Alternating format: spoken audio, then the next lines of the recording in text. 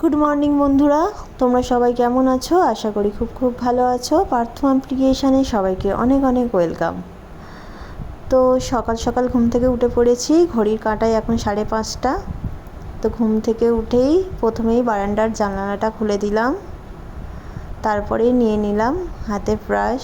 তো ব্রাশটা করে ফ্রেশ হয়ে এলাম, এসেই খেলাম গরম গরম চা। কারণ বাইরে প্রচুর বৃষ্টি হচ্ছে, আর এই বৃষ্টিতে একটু গরম গরম চা না হলে চোখ থেকে ঘুমটা ভাঙছিলই না। ওই জন্যে বানিয়ে নিলাম ঝটপট করে গরম গরম চা। চাটা খেয়ে রেডি হয়ে বেরোবো। তো দেখো বন্ধুরা, বেরিয়েও পড়েছি ছেলেকে নিয়ে স্কুলে।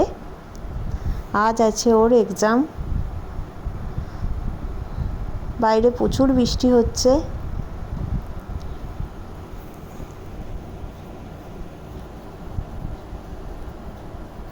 তোকে নিয়ে চললাম।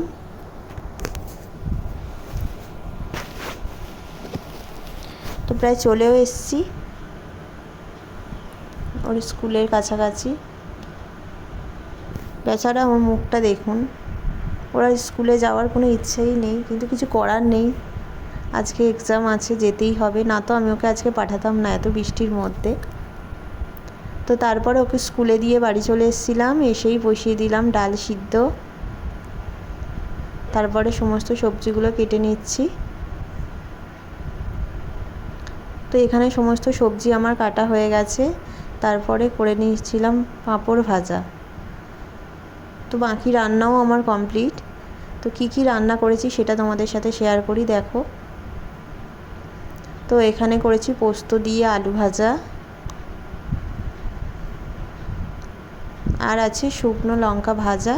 কারণ ভাতের মধ্যে আলু আর কুমড়ো সিদ্ধ দেয়া আছে, সেটাই মাখবো, ওই জন্য লঙ্কাটাকে ভেজে রেখেছি। আর করেছি মুগের ডাল। বেশি মোটা করিনি, পাতলা করেই করেছি।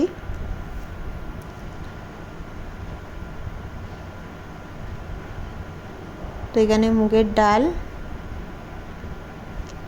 আর করেছি শুক্তো।